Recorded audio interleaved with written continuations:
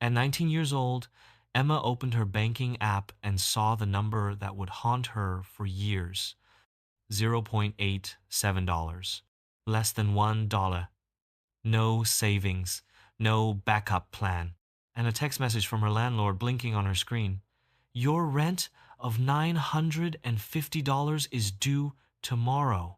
That was the night everything changed. Emma had always believed that hard work was enough. She wasn't lazy. She wasn't careless. She moved to the city with a scholarship and two part-time jobs. She studied during the day, worked evenings at a cafe, and edited small videos for clients online at night. She was tired, but she was proud. Then life shifted. Her father lost his job back home. Her family stopped sending even the small support they used to manage somehow. The cafe reduced her hours. One of her freelance clients disappeared without paying. Bills didn't disappear. Rent didn't wait. And now her bank account showed $0.87. That night, she sat on the floor of her tiny apartment. The room was quiet, but her mind was loud. What if I'm not good enough? What if I moved here for nothing? What if I fail? She cried harder than she ever had before, not because of the money alone, but because of the fear. The fear of going back home and admitting she couldn't make it. Around 2 a.m., when the tears had dried and the room felt heavy, she looked around. She had a second-hand laptop, she had Wi-Fi, she had basic video editing skills, and she had years of struggle that no one saw. She opened a notebook and wrote one sentence: "If nobody is coming to save me, what can I build from here?" The next morning, instead of hiding, she did something uncomfortable. She recorded a video on her phone. No ring light, no professional microphone. Just honesty. Her voice shook as she said, "I have $0.87 in my bank account. My rent is $950. I don't know how I'll pay it, but I refuse to quit." She almost didn't upload it, but she did. The first hour, 12 views. By night, 87 views. The next day, 214 views. Nothing impressive. But one comment stopped her from deleting the video. "Thank you for being real. I thought I was the only one struggling." That comment changed something inside her. Maybe her situation wasn't just a problem. Maybe it was a story. So she kept posting. She documented everything: how she searched for jobs, how she handled rejection emails, how she created a strict budget plan for groceries, how she studied when she felt exhausted, how she fought negative thoughts at 3 a.m. Weeks passed.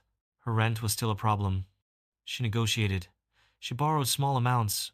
She picked up temporary gigs. She survived month to month. Her videos didn't explode. Most stayed under 500 views. Some barely crossed 1,000. But slowly, strangers started relating: students, single mothers, immigrants, people chasing dreams quietly. She wasn't teaching success, she was showing survival. Month turned into a year. Her editing improved. Her storytelling became stronger.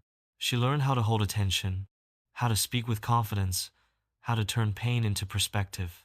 Then one night, almost a year after that $0.87 moment, she uploaded a video titled, "This is what rock bottom taught me." In the video, she said something simple: rock bottom isn't where you end, it's where you stop pretending. By morning, the video had 43,000 views. By evening, 220,000. Within a week, it crossed 1 million. Messages flooded her inbox. "You helped me apply for college again. You stopped me from giving up. You made me feel seen." Brands reached out. Freelance clients increased. She started earning from content. Not instantly rich, not overnight luxury, but stable. 2 years later, Emma stood inside a small apartment she had just bought. The walls were plain. The furniture was simple. But the ownership papers had her name on them. When people asked her what her biggest achievement was, they expected her to say the apartment or the millions of views. But she always smiled and said, "The night I had $0.87 and chose not to quit," because that was the real turning point. Not the viral video, not the money, not the recognition. It was the decision. The decision to stop waiting for someone to rescue her. The decision to use what she had instead of complaining about what she didn't. The decision to turn pain into purpose. If you're watching this and your account balance scares you, if your dream feels bigger than your current reality, if you feel behind while everyone else seems ahead, remember this. Rock bottom is not your identity. It's a foundation. Sometimes life reduces everything around you so you can finally see what's inside you.